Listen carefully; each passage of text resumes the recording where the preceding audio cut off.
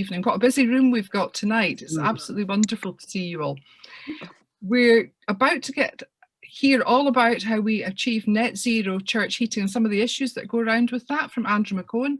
He is the Church of Scotland General Trustees advisor and helper with all of this in terms of church heating. So he's got lots of expertise and lots of knowledge to share tonight.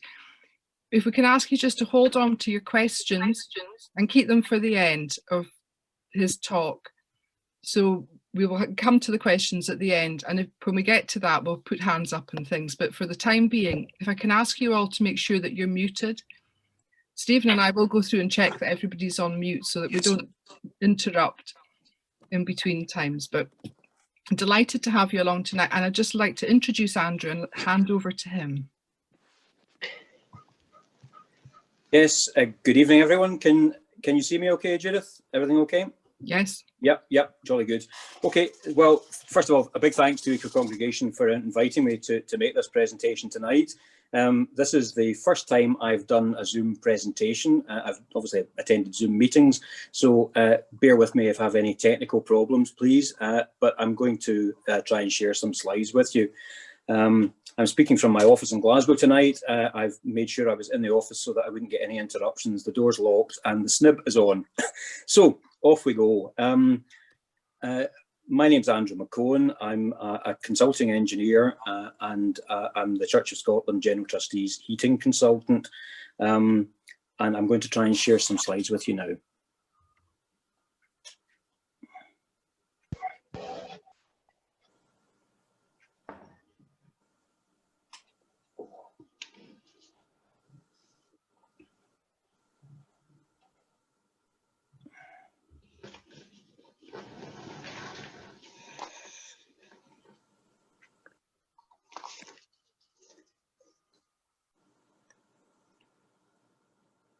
Okay, can everyone see that okay, Judith? Yes, perfectly. Yeah, okay, there we are. Good stuff. Right.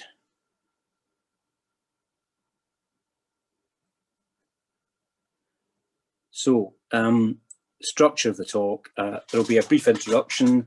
Then I'm going to talk a wee bit about how Scottish churches and halls are currently heated, what ideally needs to change by 2030, current practical options for this change, and then maybe looking at some future options as well. And I'd like also just to talk about a phased approach, maybe some partial options, which I think is actually quite a good approach at the moment, and I'll tell you why later on in the talk. And finally, just to round up some old ideas that I've been talking about for many years, a lot of them easy to do tomorrow. So zero cost options, things that you can do in your church to save energy, to save carbon, and it doesn't cost you a penny. So hopefully that will be helpful to some of you. So just a bit about my role in the Church of Scotland. The Church of Scotland has run a better heating scheme, it's called, since the mid-1970s, surprisingly. The scheme started after the oil crisis of the mid-1970s, or the early 1970s, I suppose it was, if some of you are old enough to remember that. And obviously, the reason for trying to save energy at that stage wasn't because of carbon emissions, it was because people wanted to save money, because the oil price had gone up 3 or 4 times, if I remember right. So I'm the third consultant that's run this scheme, and basically I carry out surveys of churches, Church of Scotland churches, but also other denominations as well. And I look at their heating systems and I provide ideas on what I think's wrong with them and what could be done better, and where energy and costs could be saved, where comfort could be improved, that kind of thing. The contact in the Church of Scotland, if any of you are interested in the scheme, is a chap called Robert Lindores, who has been the administrator for longer than I've been doing it, and I've been doing it 21 years. So Robert's got a lot of knowledge of it. He's obviously not in 121 George Street at the moment. He's working from home, and I've put up a note of his team's phone number as well. He would prefer email contact at the Gen Trustees email address, but if anybody needs to phone him, then feel free to phone him as well, and that will phone him at home on his team's number. just to say, these are my views as an independent consulting engineer. While I'm connected to the Church of Scotland, I'm not an employee. And so the comments of this talk are my views and not the views of the Church of Scotland. That sounds very legal, doesn't it? But I thought I would just say that anyway. So current church heating systems. Probably the large majority of Scottish churches are heated using natural gas with a wet heating system. Sorry, not the large majority in the central belt would be a better way of putting it, and in large conurbations. A few churches maybe have gas-fired heating systems with LPG as the fuel, but that's very unusual. The vast majority, it's natural gas with a wet heating system with pipes, radiators, fan convectors, that kind of thing. Probably the next most popular is direct electric systems, which are popular in areas that are off-grid. Lots of these systems in rural areas throughout the country. Traditionally, the most popular has been tubular heaters under the pews, which work pretty well, actually, and can be quite efficient. But lots of churches want to take out their pews, so that kind of puts a bit of a spanner in the works for that type of direct electric system. Some churches have electric storage heating as well, but that's not particularly common. Probably the next most common one would be oil-fired wet systems. So an oil-fired boiler, normally in more rural areas. Most of the big city oil-fired systems have gone. I would say very few churches now have oil as their source if they're on the gas grid, as their fuel source rather if they're on the gas grid. Electric boilers. Back in the 1960s, Britain went electric and housewives got their kitchens modernised. And at that time, people in churches took out coal-fired boilers and maybe even some oil-fired boilers, and they plugged in electric boilers, which are just like big three-phase immersion heaters. They're not particularly efficient because you use electricity to heat water and then you use a pump to pump the water around the system. So I've always kind of thought, they're not great, and why would you have that when you could have electric convector heaters on the walls instead, or some other form of electric heating where you didn't have the inefficiencies of a pump and a water system. Next most popular and not particularly common, gas-fired warm air heaters, direct and indirect. Direct gas-fired heaters are basically, you get them in shopping centres quite often. Some churches have them. It's basically like a big gas burner which blows the products of combustion into the actual church, and it pressurizes the church slightly, and there are holes in the church structure to allow even distribution and leakage back out again. People with a sensitive nose can sometimes smell the products of combustion. They're not my favourite system. They've got a fast response, and so they've got low running costs compared to other gas-fired systems, but I don't think they're particularly great systems generally. Some churches have had major problems with them because if they're not working properly, if they're not commissioned properly, too much moist products of combustion get into the space, the church cools down, and then you get condensation problems, and sometimes that leads to obviously rot. Indirect gas-fired heaters are similar, but they have got a flue and a heat exchanger. So the warm air that comes into the church, normally just through a single large grill somewhere, but the warm air that comes into the church is not actually the products of combustion. Next one down, and not particularly popular either, gas convector heaters. You used to get them in places like doctor's surgery waiting rooms in the 1960s and 70s. They are basically individual gas heaters that have got flues through the wall.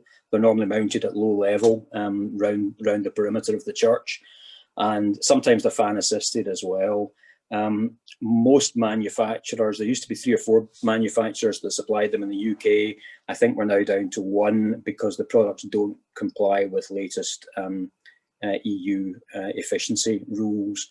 And the one firm that does still supply them, I would very much doubt they'll be supplying them for much longer. So that's a technology that's very much on the way out, I would say, and people will probably struggle to get spares fairly soon. So zero carbon aside, that's a type of heating that probably is going to be removed in any case in many churches. Gas-fired radiant heating systems, very uncommon, not great. The products of combustion, again, come into the church. They can cause condensation problems. As I say, I've seen them on a handful of churches. You get fluid versions of them, which sometimes you see in places like garden centres and large warehouses. It's like a burner at one end and a U-shaped tube and a flue through the roof. They're maybe marginally better, but aesthetically they look awful in a church. So the only place you would really ever consider having that would be in a church hall, and there are very few of them. So now on to some of the renewable options: air-to-air heat pumps, ground source heat pumps, and air-to-water heat pumps. So that's just a kind of run through what we have in churches in Scotland at the moment. Or what I've seen in churches in Scotland in the surveys that I've carried out over the last 20 odd years. I've probably been to about 700 or 800 churches now, so it's quite a broad cross section. And as I say, by far the most common in urban areas is a natural gas-fired wet system. So moving on, oh, excuse me, didn't mean to do that. What ideally needs to change by 2030? Well, obviously, oil-fired heating systems need to be phased out. Natural gas and LPG-fired heating systems need to be phased out. And it would be better if direct electric heating systems could be replaced with renewable systems, because renewable systems obviously cost less to run and use less energy, but this would be a lower priority. And note that I've said what ideally needs to change by 2030. I don't really know enough about this, but I'm thinking that there will be many cases where it's not possible or practical to make these changes in the timescale that's available, and other measures will need to be taken to ensure that the Church of Scotland or other churches who have similar aims are able to get to carbon zero by 2030. So moving on. Just a quick word about insulation and draft proofing. I'm talking about heating equipment tonight, but clearly work in heating system provision needs to be carried out alongside improved insulation and work to improve, to reduce air infiltration in churches. Air infiltration can be a real problem in churches in exposed areas with large wind forces on the church on stormy days, and a lot of heat can be lost in that way. This is an area that really needs to be done hand in hand with work on church heating systems, because clearly what you want to do is minimise the size and the output of any new or modified church heating system to minimise the energy usage and to also minimise the capital cost. So insulation and draft proofing is very important and needs to be seen as part of the solution, as well as changing heating systems or making additions to existing heating systems. In my view, insulation and draft proofing measures should be dealt with by qualified people, architects, building surveyors. I've seen some problems with inappropriate insulation in churches over the years, having caused major problems, dry rot problems, damp roofs, that kind of thing. So it's really important that it's properly looked at and dealt with, with some professional input. So on to some practical options for change.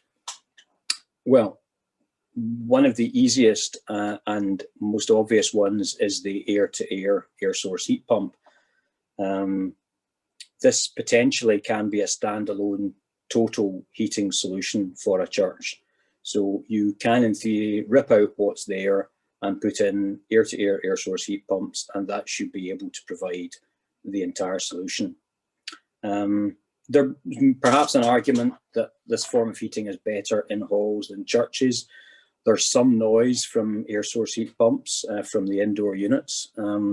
I've got one running in the office here at the moment that I've had since 2010, and it's never let me down yet. And I would be surprised if any of you can hear it in the background just now, but there's a I'll be quiet just for a second, and there's maybe a slight hum in the background. Just a bit of a whistle there, maybe.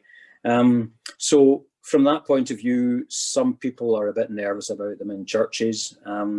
It's important to say that air source heat pumps work hard when you switch them on to start with until they bring the building up to temperature, but they've normally got automatic fans which go down, the fan speed reduces as you get nearer to the occupied temperature. And so generally the noise level during services would be pretty low. They're potentially more practical in smaller churches because you need less indoor units, and so the costs tend to be lower if you're able to put in a smaller scale system. Smaller scale systems work with almost more kind of domestic kit. Larger scale systems, you tend to be talking about more commercial and industrial kit, which tends to be more expensive. Also, there's an issue with the distance between the inside and the outside units in air source heat pumps, because refrigeration pipe work runs between the indoor and the outdoor units. And so if you've got a big church, obviously there are bigger distances between the indoor and outdoor units, and that normally adds to the cost of the equipment a bit. Air-to-air air source heat pumps are cheaper than other heat pump options. And just a brief note in passing current COVID issues. The Church of Scotland at the moment is telling people not to run any fan-assisted heating systems. In fact, not to run any convective heating systems at all, including natural convectors like radiators in the current COVID crisis. So there's just a note of caution there that if the pandemic went on for much longer than we all think, there could be issues with people getting uptight about air source heat pumps recirculating air in the future. That having been said, the systems, as I said earlier on, run at low fan speed, generally when people are in the church. And also they can be fitted with various sanitizing measures. I'm not using the correct word there, but they can be fitted with filters, and various other measures can be taken so that the heat pump itself actually cleans the air as it recirculates it. So that's a bit about air-to-air air source heat pumps. Just for anybody that's not familiar, there is the most basic system. That's exactly the system I have in my office, a wall-mounted system like that at high level. My office was originally a Brethren meeting house, a prayer hall. So it's maybe about 10 metres by 8 metres open plan. That one indoor unit mounted on the wall at high level works a treat. It has even worked in the recent very cold weather. As I said earlier on, it's never let me down in 10 years. And I haven't actually, I'm sorry to say, paid a maintenance engineer yet to come and look at it, which is ridiculous. I should have had the filter changed, and I should have had somebody in to look at it. But I have been working on the principle, if it ain't broke, don't fix it. So it's cost me nothing in maintenance on a 10-year period. So for a church hall, a meeting room, you know, something like a session room, a small hall, something like that, or a multi-split system with one outdoor unit and 2 indoor units would work a treat. Good in halls as well. If there's a bit of background noise going on, it doesn't matter. People are not maybe quite so prone to worry about air movement. I'm not talking COVID here, but in terms of drafts in halls. So there we are. Here's a picture of the outdoor units on an air-to-air air source heat pump.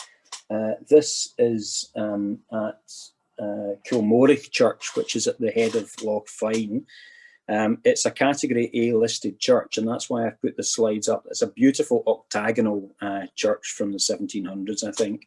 But the architect was still able to get listed building consent to put these units at the back of the church in an inconspicuous position. So it's important, if you're putting outdoor air source heat pump units in, that you think about planning permission. You might have You might have neighbours with a bedroom window close to them. So you really need to look at that. And if the building is listed, you need a listed building consent as well.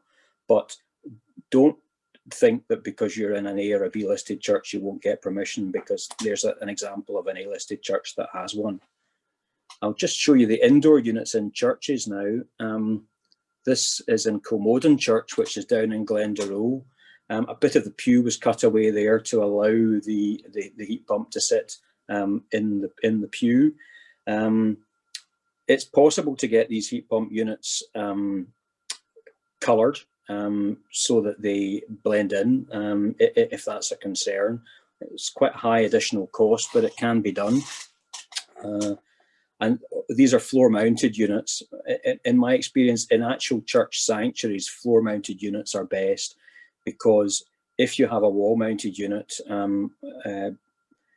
there's always the risk that people will feel a draft on the back of their neck, and even a warm draft at 26 or 27 degrees can feel like a cold draft if you're sitting in a church for an hour without a hat on, obviously, and with a bald head in the case of lots of men. And here's another one. This is at Collintrive Church, also in the Cowal Peninsula. This actually slotted in where there had been a previous electric heater, and the heating system there has worked a treat, as far as I'm aware, for about the last 4 or 5 years now.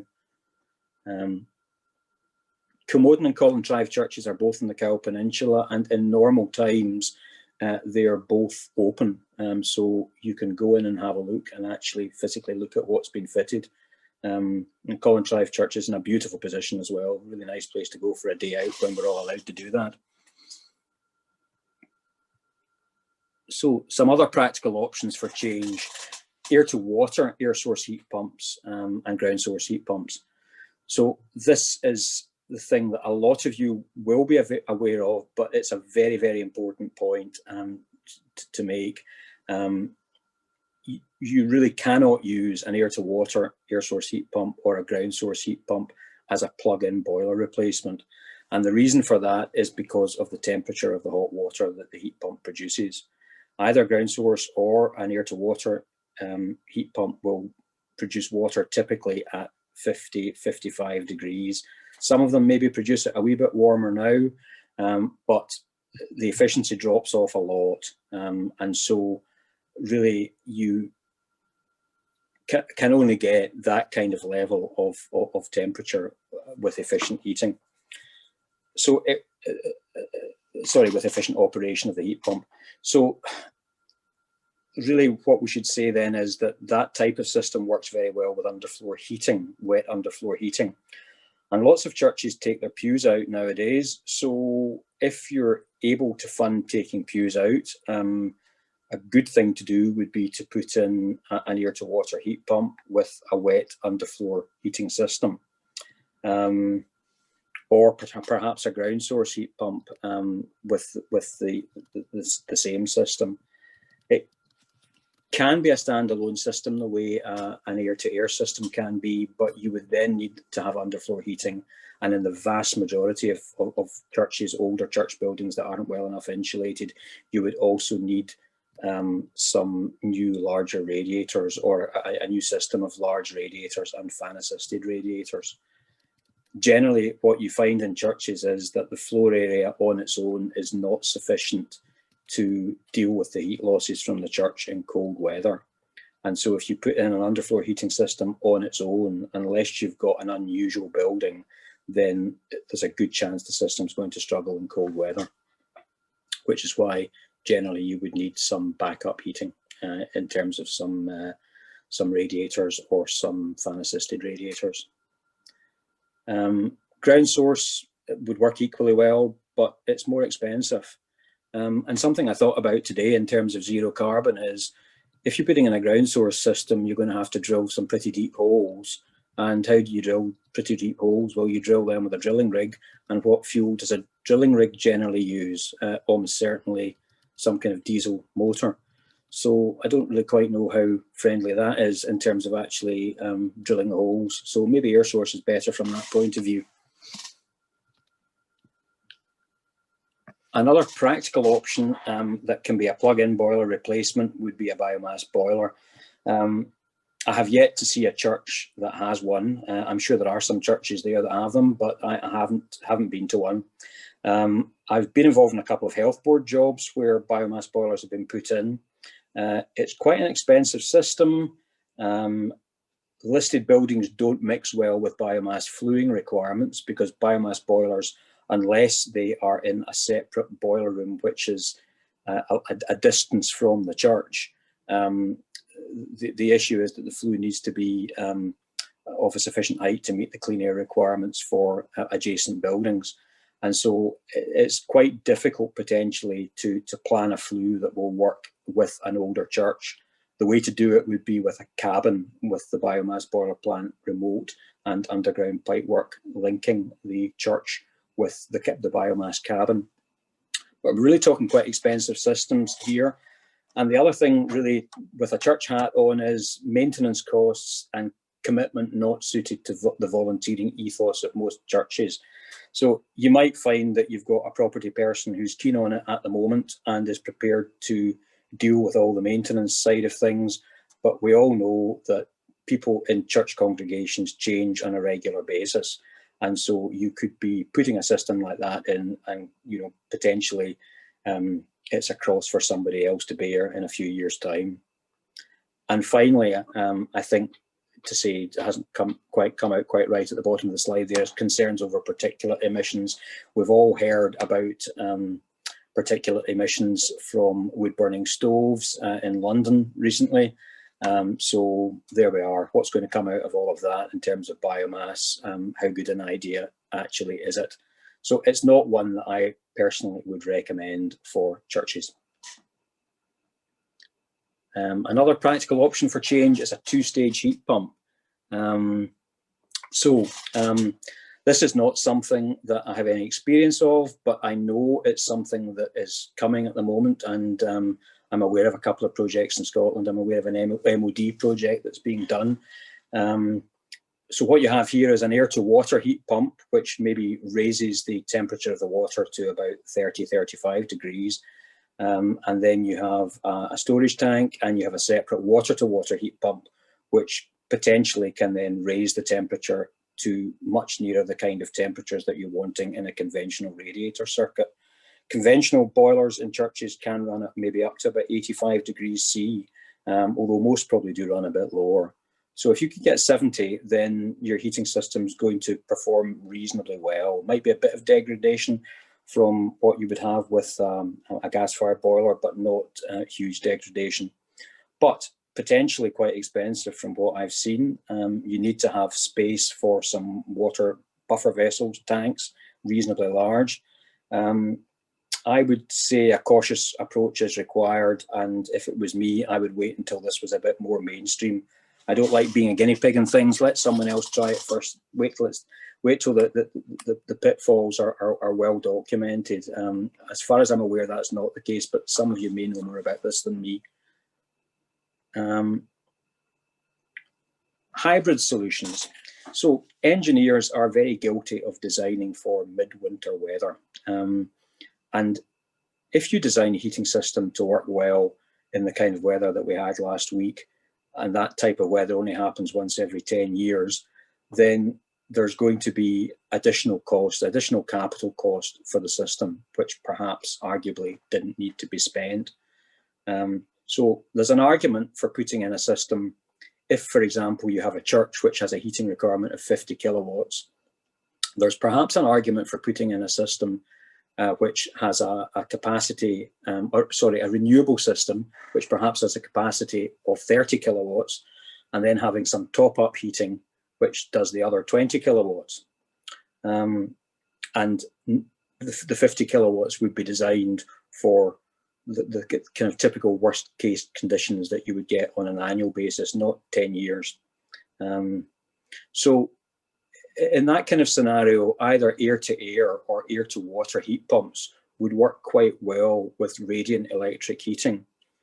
I like radiant electric heating because from an energy point of view, it only has to be switched on maybe about half an hour or an hour before the congregation arrive. So it'd be quite possible to have 30 kilowatts of heat pumps chuntering away in the background for a day or so before the church service, warming the place up, getting it reasonably near the temperature, and then boosting it with radiant electric heating. That's going to be a cheaper option than putting in a heat pump system which has the capacity to deal with the entire heating requirement of the building. And the top-up heating can potentially not be used in spring, summer, and autumn. In fact, you could pull the fuse so that nobody can use it. So that is to me quite an appealing solution, because it would allow a renewable system to be installed at reduced cost, but with the church building still being able to deal with the heating requirements in winter with a top-up direct electric system. Another reason I like radiant heating is that you can tolerate a lower air temperature when you have incident radiant heating on your body.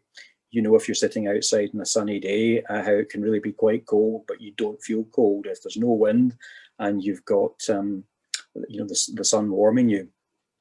So the temperature that you need to achieve with your heat pump is a bit less than it would be with an electric convector heating system as the top up. Air to water heat pumps or obviously work well with underfloor heating. So if you were taking pews out, you could have an air to water heat pump with underfloor heating, and you could then use the electric radiant heating as a boost as and when required.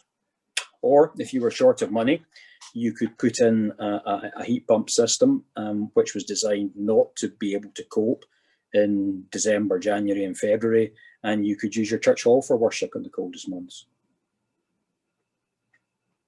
If you're keeping the pews, then maybe if you have electric tubular heaters, you could keep them at the moment and add a small air-to-air heat pump to cover the base load. So again, the heat pump could be used all year round. The tubular heaters could be used in colder weather for a boost and could be used for a shorter time. So if you have a heat pump, you could think about electrically isolating direct electric heaters in the milder months. Future options, COP26 effect. I really don't know anything about this at all. I'm just speculating that potentially, with all the momentum that COP26 is gathering at the moment, the interest that the government seems to be taking in it, the interest that the US are now taking in it, that we might see quite a lot of change in government support and government schemes. As you'll know, the non-domestic RHI is closing at the end of a new renewable heat incentive. For anyone that doesn't know about that, the non-domestic renewable heat incentive is closing at the end of the end of March. So I'm just wondering what might come in there. And I'm also wondering if we'll see a big impetus for new technology. Because we all hear on the news at the moment about heat pumps all the time and how domestic heating systems are going to be phased out, gas-fired heating systems, and everyone's going to have to go for heat pumps. But a lot of people don't appreciate the issues, the technical issues there are, and the fact that very often in a lot of older properties, it can't really be a slot-in replacement. So I'm wondering if the COP26 effect will stimulate some innovation here, which could be to our benefit in the next few years. Perhaps some more efficient heat pumps, perhaps battery storage systems. We see what's the huge advances that have been made in battery technology recently. So I wonder if maybe we can have some battery storage systems with PV on a church, store electricity and then use that for your electric heating, especially if it's a sanctuary that's only heated once a week. And hydrogen, obviously, we've heard about the possibilities of hydrogen being used as a replacement for mains gas. So, phased approach. So you could use an air-to-air heat pump with your existing heating system, even if it's gas or oil fired at the moment. I've recently been involved in a church in Fort William, and I'll show you a picture at the end of the presentation where they had a particular building problem, a damp transept. The church property convener was a retired architect and was very knowledgeable about the issues. It has an oil-fired heating system, an oil-fired wet heating system, but we put in a small air-to-air heat pump to provide background heat 24/7 in the church. That has cured the damp problem. It's greatly improved the building, but it also has meant that the church fabric is obviously well looked after all week, but the base temperature is better. So when the oil-fired system does kick in, it doesn't use as much oil because it doesn't have to come on so early. So something like that can be a relative you can take at the moment to make steps towards zero carbon, even if you can't go the whole hog at the moment. And it's important to remember, really, what I've been saying there. Sometimes heating in churches is not all about thermal comfort. Building preservation can be very important too, and renewable heating systems which produce background heat can have a beneficial impact on carbon emissions, and at the same time produce low-cost heat to keep the building fabric going well. So just to finish off the presentation, some zero-cost measures which will help you reduce carbon. So we're all creatures of habit, and I think if the current pandemic has shown us anything, it's shown us how we can change the way we do things when we need to do so. So some food for thought. Building utilisation planning. Don't heat one hall in the morning, a second hall in the afternoon, and a third hall in the evening. It speaks for itself, really. Should we heat a large sanctuary in cold weather for 50 people? Consider using the sanctuary only in milder weather when the environmental impact of heating will be smaller. Don't open the main doors into the prevailing wind in January if people can use an alternative draft-free entrance. I've been to lots of churches on the West Coast, Clyde Coast, where howling gales come in from the southwest, and that is the way the main entrance faces, onto the sea quite often. And really, just because people have always used that entrance doesn't mean they always should. And churches really, in my view, ought to look at providing alternative means of people getting into the building in a draft-free way. Next one, I'm just going to pose the question. I'm not going to answer it. Should we heat a sanctuary for a midweek choir practice in winter? That happens quite often. If you've got any portable electric convectors anywhere in your church premises, lock them in a cupboard for emergency use only. Portable electric convectors are not a great idea anyway. It's much better to have hardwired electric convectors with delay timers on them if you must have electric convectors for top-up heating. But keep them under lock and key if they're portable and can be plugged in anywhere. And as I said earlier on, switch off circuits at the distribution board to avoid unnecessary or unauthorised use of heating. There may be heating that's only needed in midwinter, so don't let people use it at other times of year, especially if you've got organisations using your premises who you're not so familiar with. And finally, just a picture of the outdoor heat pump unit at Duncansborough Macintosh Church in Fort William. It was a planning condition that the outdoor unit was painted grey. This was a listed building, so that softens it a bit against the exterior of the church. The unit is fairly small. It's supplying, I think, about 14 kilowatts of heat into the building, 2 indoor wall-mounted units, which are mounted in the transepts in a position that they can't actually be seen when you're sitting in the nave looking towards the chancel. They're not visible. So that's the end of my presentation, and I'd be happy to take any questions now. I found one question which was sitting actually in the chat box, which was somebody asking about infrared panel heaters, if you had any comments about those. You have to watch with infrared heating in churches because very often it doesn't have the range to actually get to people in the centre of the church, quite often the throw from these heaters is maybe only about 2 to 3 meters.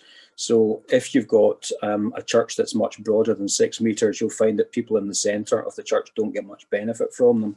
So it's very important with any kind of radiant heating to make sure that you look at what the range of the heaters actually is.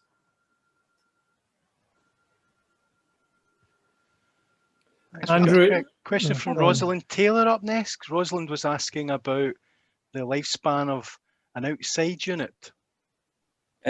Typically, I would say maybe 15 years, Rosalind, something like that. The unit I have in my office, as I say, been installed now for 9 or 10 years. I've seen lots of units actually in my travels, not in churches, but in other places where the outdoor units maybe date from the early 2000s, so 20 years possibly even sometimes. Marine environments, you need to be more careful with them, and sometimes you can get the outdoor units finished electro-tinned or something like that. They call it. It's some kind of protective coating to help avoid corrosion problems. We've also got a question from Richard asking about destratification fans. Can you make any comments on those? Yeah, generally my answer on that would have been not in churches but good in halls, because most churches that I've been to that have them tend to complain about drafts. And the issue is really what I said during the presentation. In churches, people are sedentary for an hour. They tend to feel drafts. They're not wearing hats. And so if there's downward air movement, even if it's warm, it can feel like a cold draft.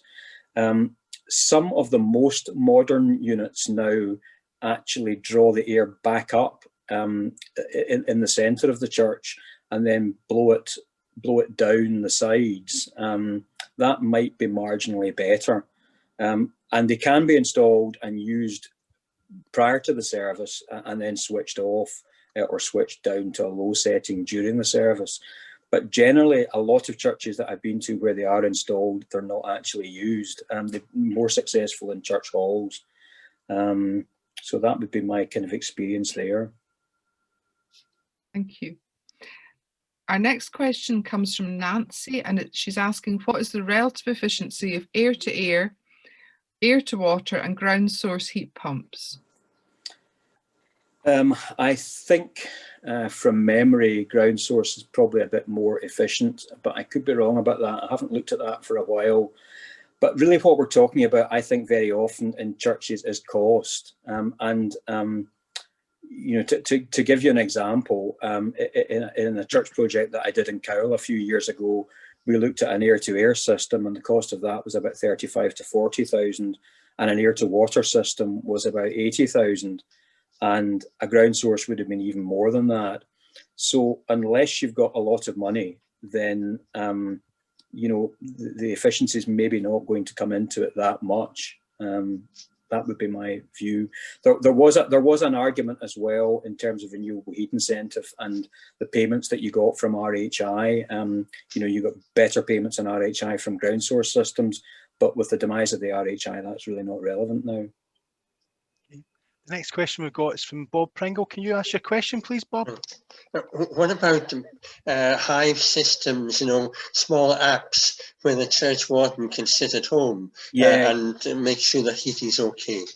Yeah, that's a great idea.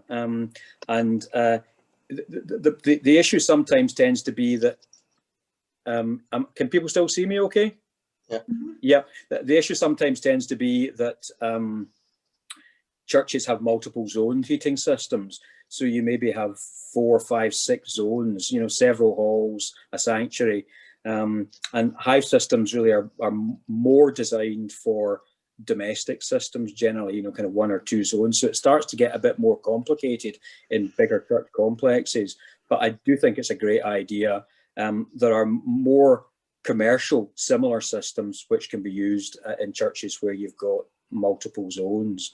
You know, lots of churches have got boiler houses which are down dark steps, which are covered in leaves, and they've got octogenarian property conveners who they expect to go down these damp steps in the middle of winter in the pitch black to change heating programs. So doing it from home sounds like a much safer, more sensible thing to do. Our next question comes from Pauline Jones. Pauline, do you want to ask your own question?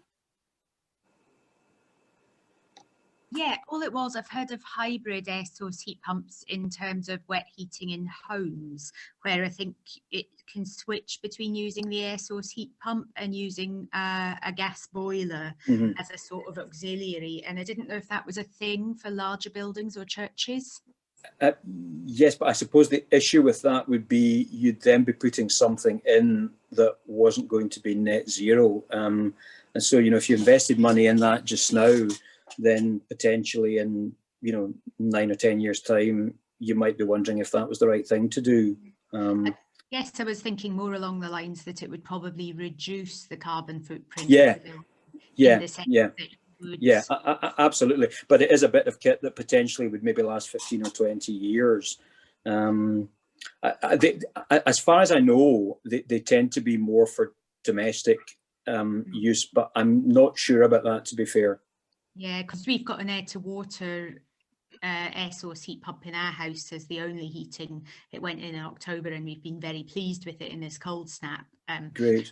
It's a little less efficient, but it certainly works. You know, it's certainly better when it's a bit milder, but in terms of efficiency. But you know, I mean, people can always use a bit of top up. I mean, in the end of the day, if you have to put an electric fan convector on, you know, 1 or 2 weeks in the year, then in my view, that's more sensible than designing or putting in a bigger heat pump system. You know, which is then potentially over-designed and more expensive than it needs to be. Certainly in the house, what we've got is absolutely fine. I'm just contemplating the actual size and age of the building that the church is in comparison to my house. And it's a bit daunting. Just wondering if being able to get that higher temperature, but yeah, the other thing I guess is whether some sort of radiant heat top-up system would work. Yeah, and that would be more future-proof in my view, because effectively it's electric. Yeah. One thing though about radiant heating systems in churches is the Church of Scotland used to have, still has a body called CARTA, which needs to be consulted about major changes to church interiors, and sometimes radiant heating systems aren't that great in, you know, aesthetically in some churches. Yeah. We're a sort of listed building. It's Episcopal, but it's a fancy church. They can be hid at high level. I mean, there are some radiant heaters that will work maybe even 10 meters up. So, you know, that kind of system can be put in, you know, really pretty well concealed. But you do need to think about the aesthetics of it, obviously.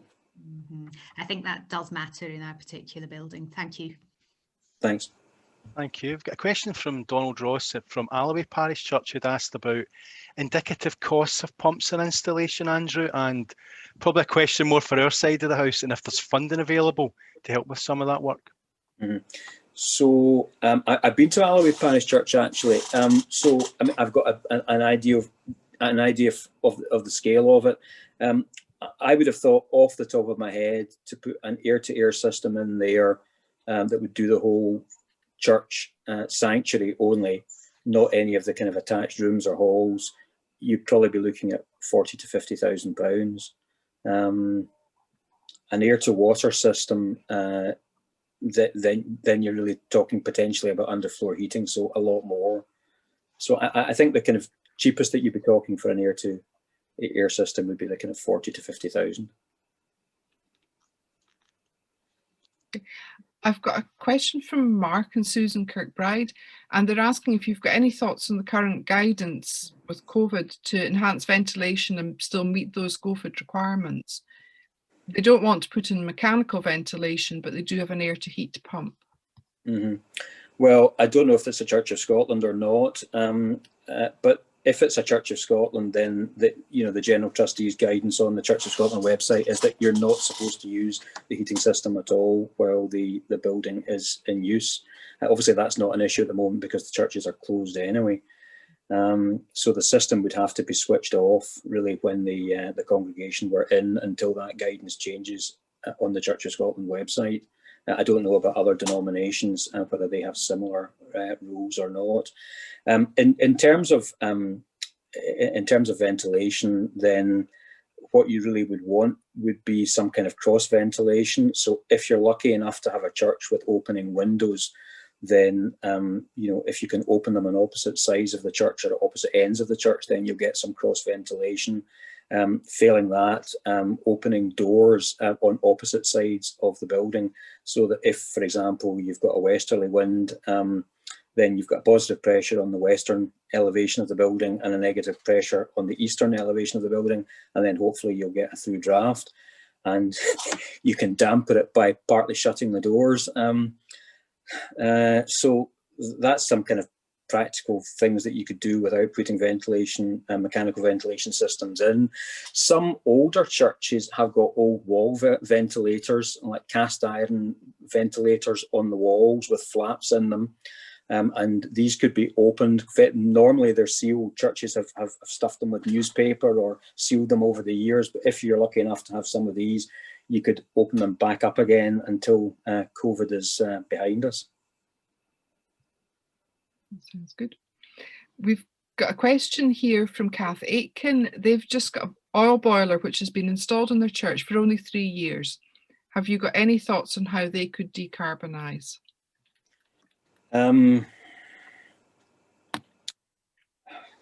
Really, well, ideally, in 2030, you would want the oil boiler out. So maybe that's the kind of situation where you would wait at the moment and see what comes along. I'm hoping that some new technology will come out that will be a plug-in replacement. I don't know that for sure, but if something comes along, then that might be a good way of dealing with that, rather than throwing the baby out with the bathwater at this stage.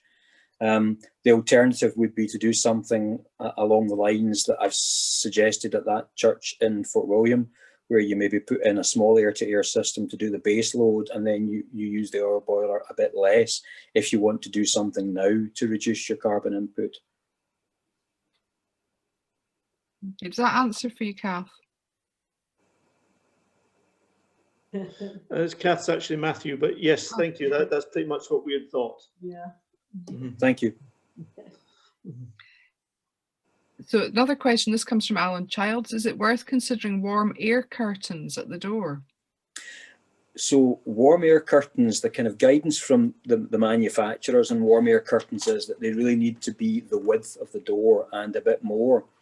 And what that very often means is that if you've got a double door in a church, you're looking at a warm air curtain that is maybe 2.5, 3 meters broad, and not the kind of air curtain that you quite often see in churches, which are much smaller, maybe 3 kilowatt electric commercial units. So if you've got an air curtain of that size, it's going to be quite expensive. And if it's electrically powered, it's probably going to need a 3-phase supply. So it's quite a big investment.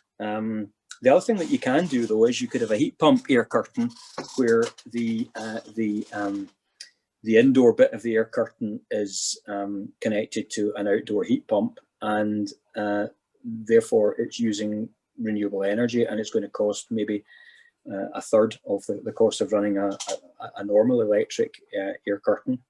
And it's going to be a reasonably good way of warming up your vestibule, and also of helping to kill the draft a bit. So yeah, if you've got the money, then, because they're not cheap, then an air source air curtain would be a good thing to do. I haven't seen one in a church yet. Okay. We've got a question from Roy Smart, which is an interesting one. Given the rationalisation of presbyteries and churches, would you agree that congregations would need to look at the investment in a new system if a church's lifespan is quite limited? That's really not a question I can answer. That would be a question to ask of the General Trustees. That's really more of a kind of church governance question than a heating engineer question. Okay. A question from Louise Logue now, who's North Knapdale. And she's asking if installing PV to generate the equivalent kilowatts that you use in electricity, making you carbon neutral, is realistic. They've already got electric radiant panels in the ceiling. Mm-hmm. So I think the problem is that the PV is not going to be able to generate enough to actually heat the church. But maybe what you're driving at is that it could generate enough so that you make yourself carbon neutral. Yeah. Yeah, that's meant. Yeah, I mean, potentially, yes. Again, if it's affordable, but PV is coming down in price, and you know, it's not well supported at all at the moment, obviously, in terms of grant assistance. But maybe come COP26, that's something that will change again. So I think if I was in that situation and thinking about that, I would be waiting a bit just now to see what happens, because surely something else should happen there. Thank you. It sort of relates a bit to a question Alan Childs has asked as well, which is if there's a plan to consider how to bring the carbon footprint of manses down. And obviously, we're talking a lot tonight about church buildings, but that obviously the examples in Argyll you gave, Andrew, there was a really successful piece of work there in terms of halls and manses. I'm very conscious of there are different denominations of church that are involved in tonight's meeting as well, that there's different ways of looking at some of these issues, but there's always an issue in relation to property and that commitment to reach net zero over hopefully the coming decade or possibly longer with some denominations. So I suppose this is a really key part to it. Is there a plan? There seems to be part of a plan there, doesn't there? Well, I'm not aware of any plan. I mean, there's been talk in the Church of Scotland about the future of manses for many years. I'm not really involved at that kind of level in the church. I'm not a church employee. I'm an independent engineer, so I hear snippets as I go along. But it's a real problem. I had a minister on the phone to me 2 or 3 weeks ago who lives in a modern manse which has got electric storage heating in it at the moment, old electric storage heating. It's costing him a fortune to run, and he'd like to put in a gas boiler, which would greatly reduce his running costs. But then you're into the climate change dilemma. Should he do that just now when he knows that the church estate wants to be carbon neutral by 2030? And I don't have an answer for that at the moment. That's something the Church of Scotland are going to need to consider, and maybe look at their housing stock, so that one idea would be to look at your housing stock so that you only have manses which are capable of being heated solely with renewable forms of heating. There are so many big old manses still, which there's just no hope of being able to heat them with renewable heating at the moment. Yeah, thank you very much. Obviously, we've got some more information on potential funding that can be there for individual churches, depending on the size of organisation. Obviously, a lot of the churches in Scotland can be individual charities, maybe under a bigger denominational umbrella, whether it's a presbytery or national or a diocesan level, and that sometimes complicates it. But we're very keen to support, as a charity, any churches individually, regionally or nationally in relation to that work. I'm going to ask one slightly short question here from John Ferguson. I think it is: old chip shop fat to run an oil boiler? Discuss. I honestly don't know enough about it to give it a sensible answer to that question. I'm sorry. I mean, it's recycling, isn't it? But what does it do to the environment? I don't honestly know. Pass. That's a good answer to that question, definitely. Can I go back onto the manses again? Yes, sorry, thank you. Very quickly, I would just like to say I would really encourage any people that have got issues with manses, to try and raise these questions through your presbyteries and through the general trustees, because it is an area that the Church of Scotland and other denominations are going to have to think very hard about now, and reasonably soon. John keeps offering a solution for storage heaters and manses. So he's offering to speak to people about that if you're interested. All right, okay. I mean, one thing that can be done is there are modern storage heaters which obviously work a lot better than old storage heaters. So I mean, that is a potential quick fix, but still won't give you the kind of level of heating cost that you would get at the moment from a gas-fired boiler if you're on the gas grid, and that's the dilemma. Yeah, another point I was wanting to make, this is me with a work hat on, not an eco-congregation hat. We're working with social landlords on, if you like, smartening old electric storage heaters. And it's a very good solution, doing many hundreds with social housing in Scotland, and it could be available for Manses as well. Great. We can't sort of talk just to individual trustees, but we could talk centrally to someone if that's of interest. Yeah, absolutely. I mean, you know, my contact details are on the slide, so I'd be really grateful if you could send me a wee bit of information on that, John. Yeah, certainly. Thank you. Thanks. That was obviously an important part of a Just Transition Housing meeting that we did with Methodist Church in Stirling and across Scotland last year, and it's an important part of the work the Scottish Government are encouraging us to engage on as well. Got a question from Donald Bruce. If you're able to ask it yourself, Donald, are you able to unmute yourself? Yes, I have, yes. Thank you. First of all, greetings, because I used to run the Society of Religion and Technology project, and one of my predecessors set up that heating scheme as the world's first, and it's still continuing. So, and I'm amazed that Robert Lindors is still in post. Send my greetings, please. I'm now an independent consultant. Two questions. One is about external noise. If you put an air source heat pump in an urban area, is it really going to be a planning issue? Because it actually makes quite a bit of noise. We've got one in our house in Skye, and it does make some noise. And the second question was, we've also just installed a dual aero, which is a rather strange device that heats water by drawing moist air using a very small air source heat pump into the boiler to heat the water up, which both effectively dehumidifies and heats water. Do you have any experience of using such devices? I don't have any experience of that device, but it sounds like a good idea and sounds like the kind of thing that might be useful as part of a toolkit for doing things in Manses, depending on costs, obviously.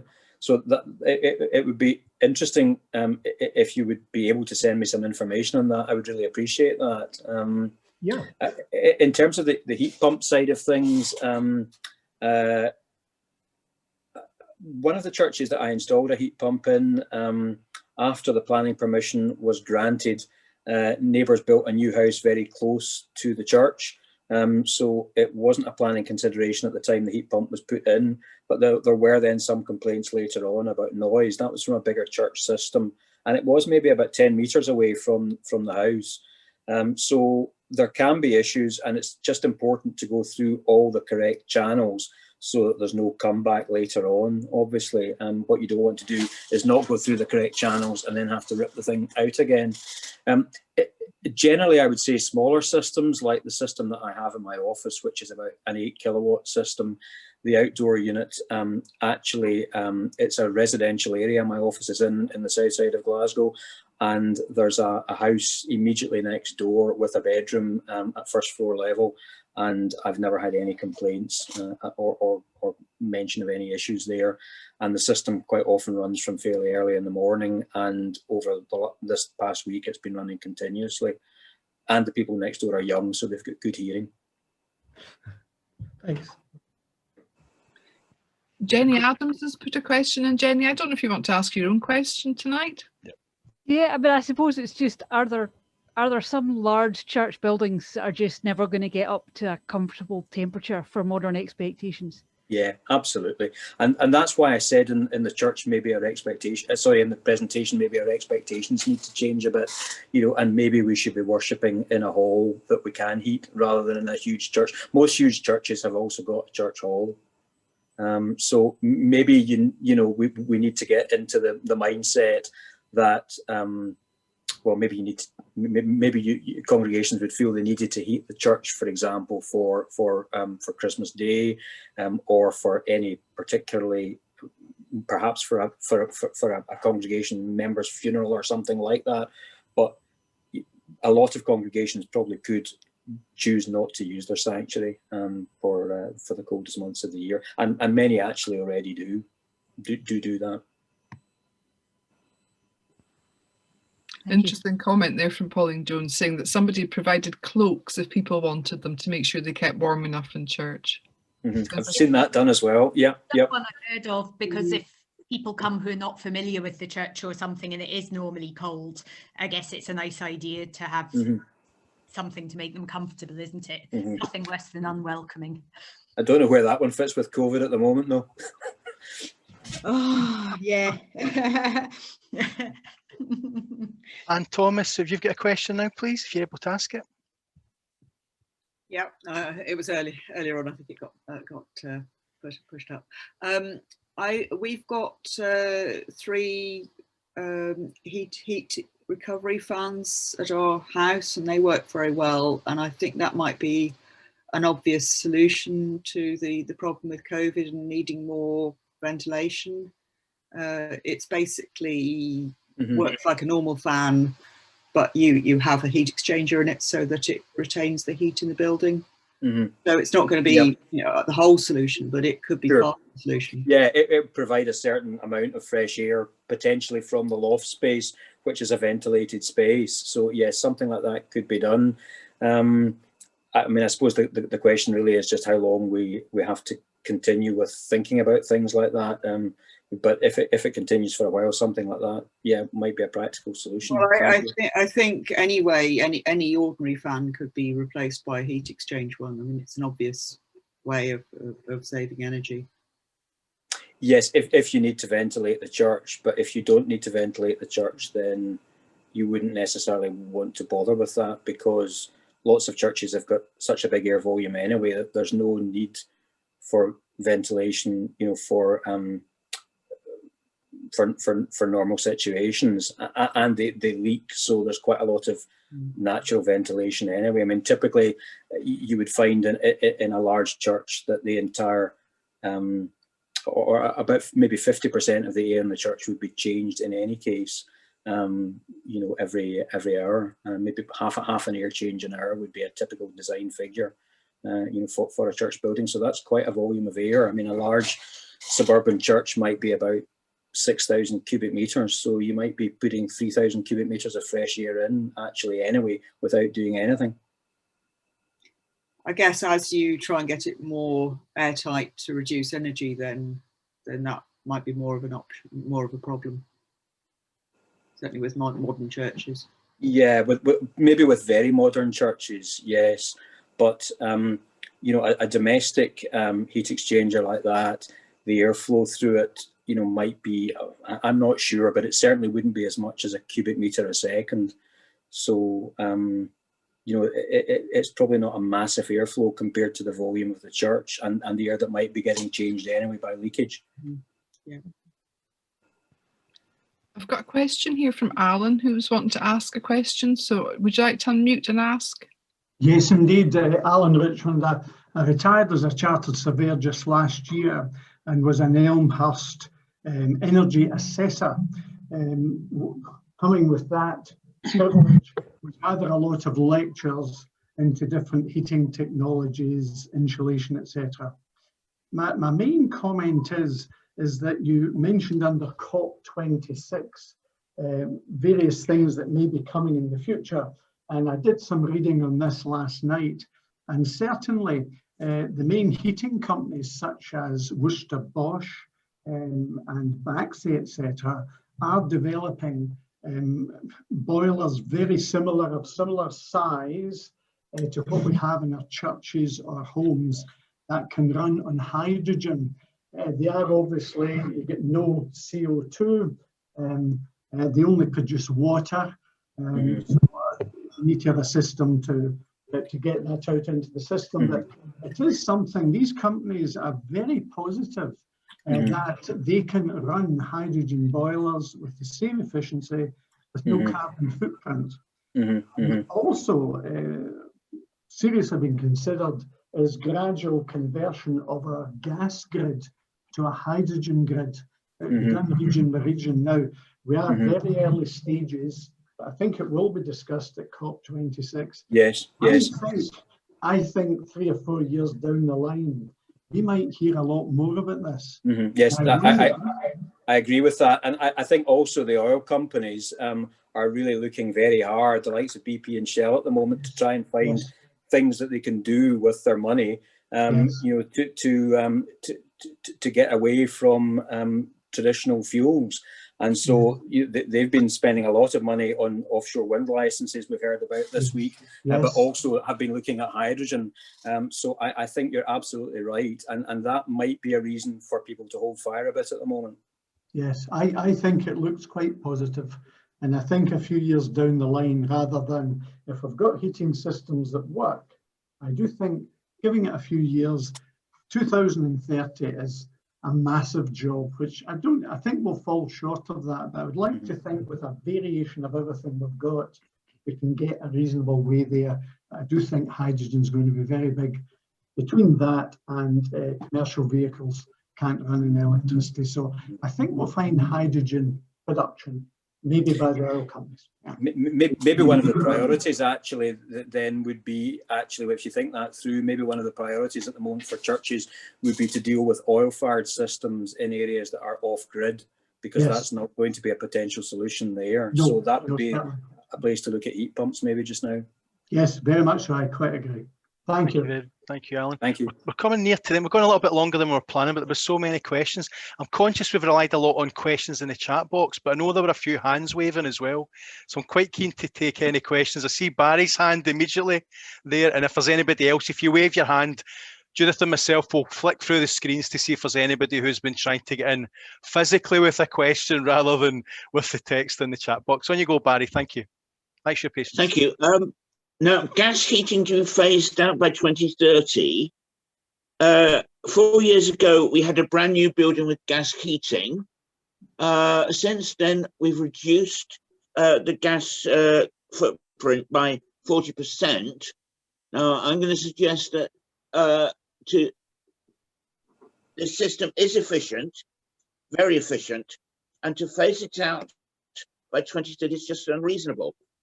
Yeah, well, you know, I'm really just saying what the you know, the General Assembly of the Church of Scotland voted on this year. So I'm the messenger, but I see exactly where you're coming from with that, and we just need to wait and see what happens. You know, perhaps it'll be possible to change it to a hydrogen-based system, or perhaps there'll be other mitigations that the Church of Scotland will take. Or I don't know what denomination your church is, but perhaps there'll be other mitigations that can be taken to avoid changing the heating system, but to you know, to cover the carbon emissions from it. Okay, thank you, Barry. I've got Alistair Start from Manifield in Aberdeen. Thanks, Alistair. Yes, here I am. We're on the cusp in Aberdeen of having a waste to heat system installed on the district heating system. It'll only cover part of the city, unfortunately, but I'm a fan of district heating, and I think that has great potential, not just in the church, but over an entire district. Yeah, yeah, absolutely. And you know, if that's something that's ever offered to a congregation, I would encourage them very much to look at it. That's actually something Donald Bruce was asking about as well. Do you think there's a prospect of district heating coming by 2030?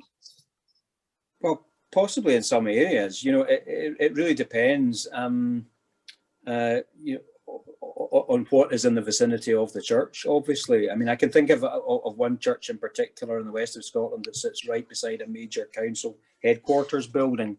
So that's the kind of place, and a big police station. So that's the kind of place that there might be potential for that kind of system.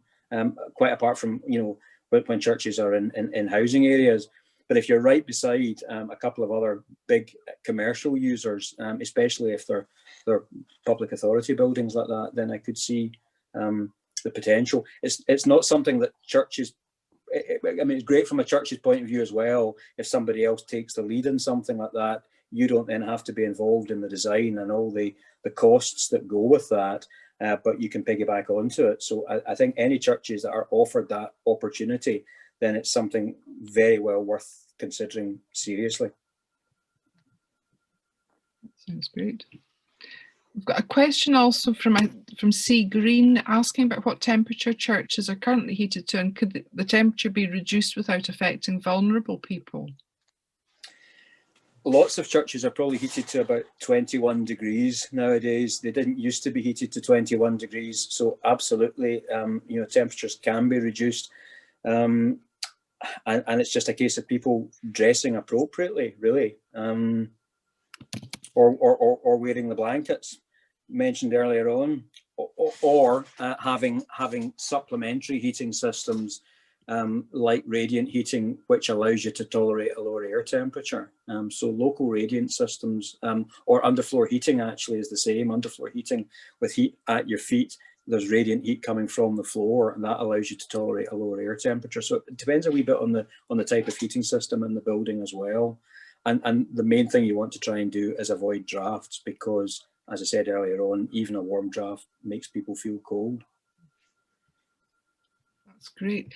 You know, there's so many questions have come in this evening, and I hope we haven't missed anybody's questions, but I know we did promise we would try and finish around about 8:30. So I'm thinking we should probably let Andrew go very reluctantly at this point. I'm happy to answer more questions, you know, up until 9 o'clock if anybody else has got anything that they'd really like to ask. Is there anybody else? Just pop a hand up or give us a wave and we'll come to you. Yes, Anne, I'm seeing. Anne Thomas.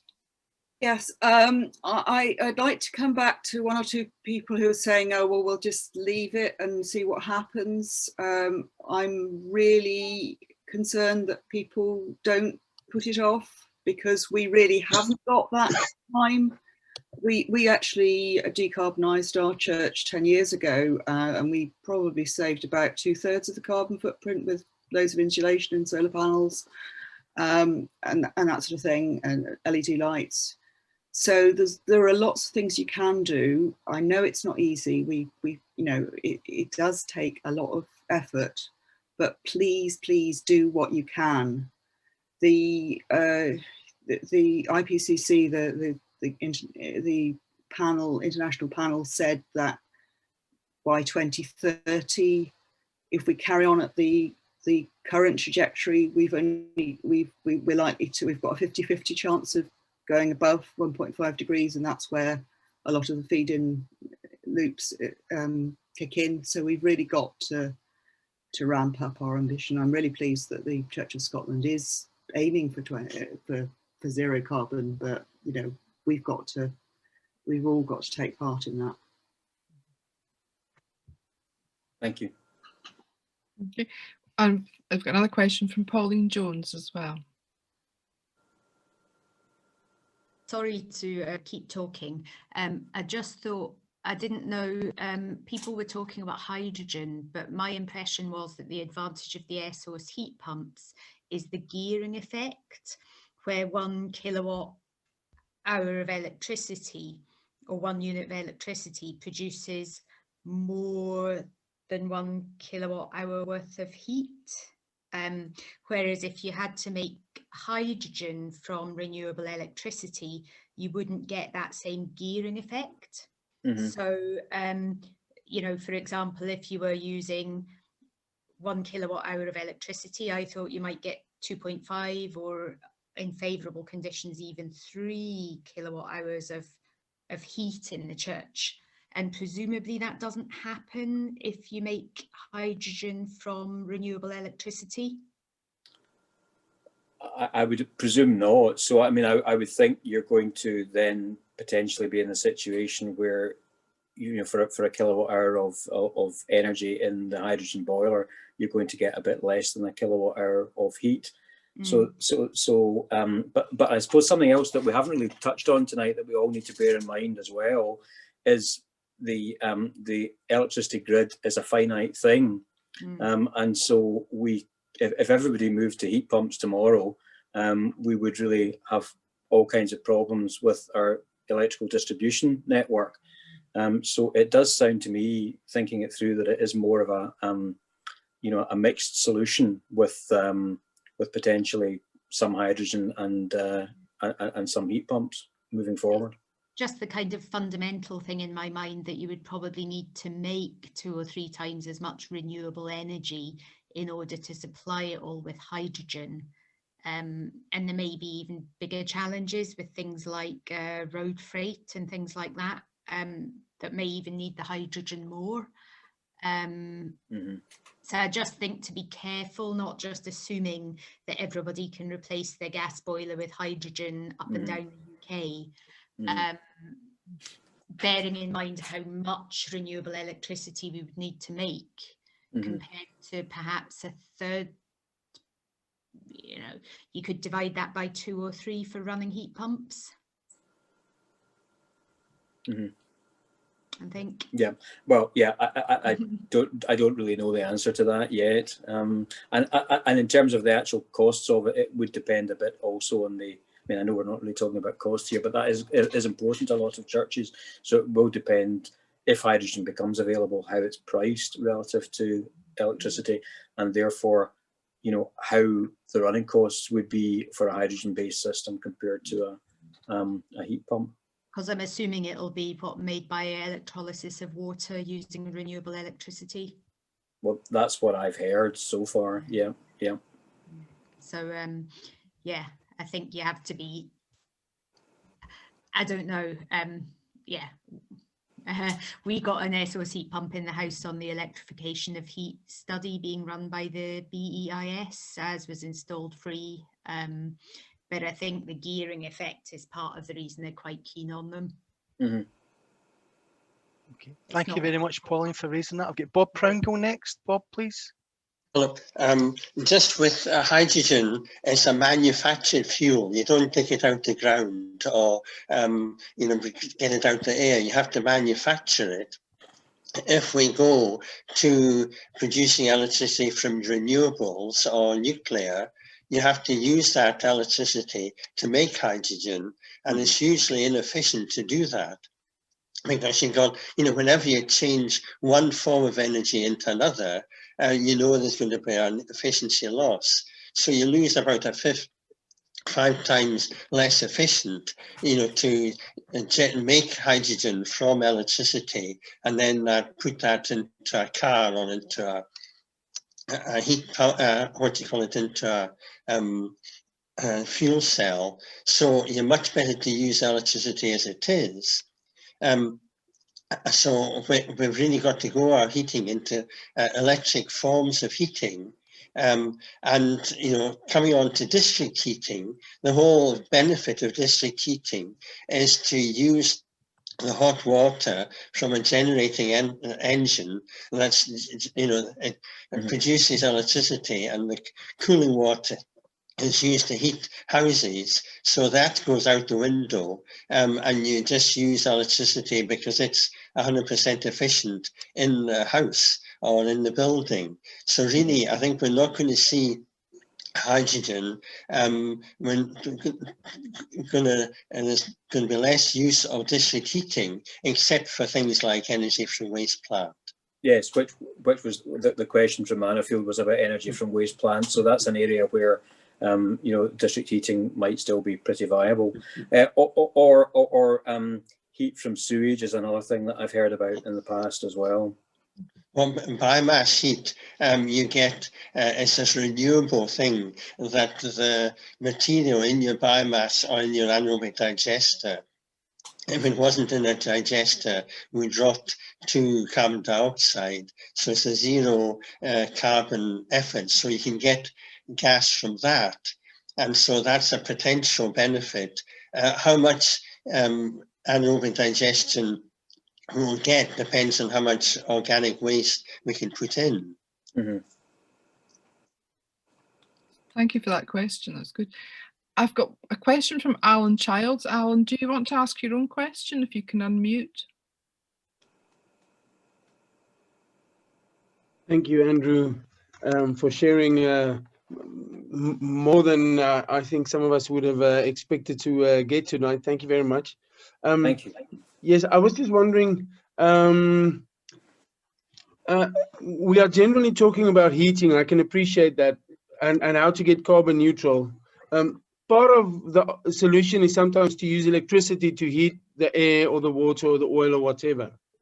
And I'm just wondering, sorry if I missed it, if it was discussed at another opportunity, but generating renewable electricity has arguably become more affordable nowadays than from the early days through smaller scale wind turbines and photovoltaic tiles, etc. And I'm just aware that many churches are well positioned on top of a hill where you can get a lot of sunshine if you're facing the right way. And you can also, in certain areas, get enough wind from fairly small scale turbines. Now, I know there's a lot of requirements for but seeing as batteries have improved so much, it really has become almost affordable to generate the electricity without the manse or at the church, and then store it. Then you have it to release it to generate either the electricity or the heat. And I was just wondering, given I know the churches are individual entities, so we don't always act as a collective for legal reasons, but surely we must have some kind of negotiation weight if we can ask for manufacturers to act, if we can act collectively, to have some bargaining power, to buy up lots of the necessary materials to generate electricity on a much larger scale than we currently do. Thanks. Mass buying some product. Thank you very much for your questions tonight, and thank you all for coming along this evening, but very most especially thank you, Andrew, for so much information tonight. I think we're all going to be away with lots and lots of things, and I'm sure we'll all be coming back to you with more and more questions, so I think your email box may be red hot over the next few weeks with all sorts of questions from all of us along tonight. We would love to have you back again later in the year to talk again, and that would be, I think, probably very helpful for people that have missed tonight, and some of the people that are here tonight may want to come back along to that as well, so we'd be delighted to invite you along to that. Yeah, I'd be very happy to do that, and happy to respond to any emails that people want to send me. I'm confined to base at the moment. I'm not allowed to do my better heating scheme surveys in churches. The Church of Scotland have told me I'm not allowed out just now for these surveys, so you've got some chance that the email will be answered within a couple of days. That's excellent. Well, thank you so much, everyone, for coming along tonight. Thanks for inviting me. That's okay. We're delighted that you've come along and taken up the opportunity. So can I just say a big thank you to everyone for coming along tonight, and we will hopefully see you again before long at any of our events.